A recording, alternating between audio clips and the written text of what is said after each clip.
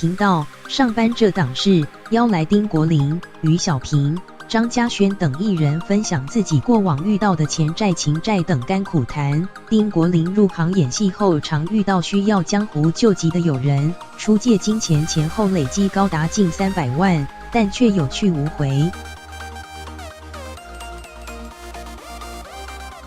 于小平则因好友资金周转不灵出借100万，但对方没如期归还，害他只能私下先找银行贷款还自己的车贷与保险，还气到妈妈李亚平直骂女儿笨蛋。不过于小平认为妈妈也没资格说他，爆料之前爸妈也是好心借人钱，对方不还外，拿一堆芭乐票或古董字画抵押，结果去故宫鉴定全都是假货。苦笑说，我只能说我们家常常被人家真心换绝情。而聊到人情债，张嘉轩想跟已去世的干姐孟婷丽说，欠你的我还不了，但我永远感激在心里。丁国林原是艺人化妆师，33岁那年因李引荐而投入演戏，而后也透过白冰冰的介绍而出演古装大戏。因为这些前辈的帮助，让丁国林表示，直到现在我进演艺圈将近20年，他们如果找我，我一定会尽自己的能力帮忙。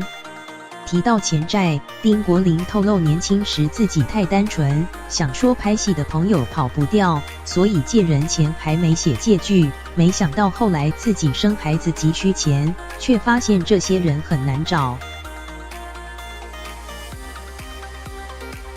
后来救星出现了，丁国林感激地说，当时秦阳大哥的太太主动送了100万到我家，对方还说等他有钱再慢慢还。为了这份人情，丁国林说，他只要开口，我绝对二话不说帮他站台或是挺他。主持人陈建州听完大家经验谈，表示要学会拒绝之前，或许真得先缴些学费，尤其朋友之间，若是急难救助，只要交情够，大家还是会想办法。一旁搭档舒子成立刻向他开口借100万，只见陈建州淡定回，随时都可以，接着笑着补充，因为你也跑不掉吧，我也认识你老板，自然有找回钱的方式。为测试跟一般朋友借50万到底有无机会，舒子成以自己买预售屋却缺50万的资金缺口，直接在节目上 call out 美妆专家 Sam 老师借钱，没想到打第1通电话就成功了。大家最后归纳应该是舒子成人品好才能如此顺利。谈到最难还的人情债，张嘉轩表示自己刚出道时很辛苦，但认识干姐姐孟婷丽后，对方只要有机会，一定会把她推荐给各演艺单位。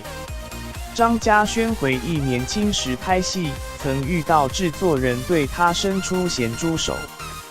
对方假借聊剧本把他叫上车，却冷不防往他胸部抓，我很害怕，就逃出去，打给姐姐我就哭了。孟婷丽当下马上杀去现场保护他，不让制作人有机会靠近张嘉轩。这些义气相挺的举动让张嘉轩想跟干姐孟婷丽说，欠你的我还不了，但我永远感激在心里。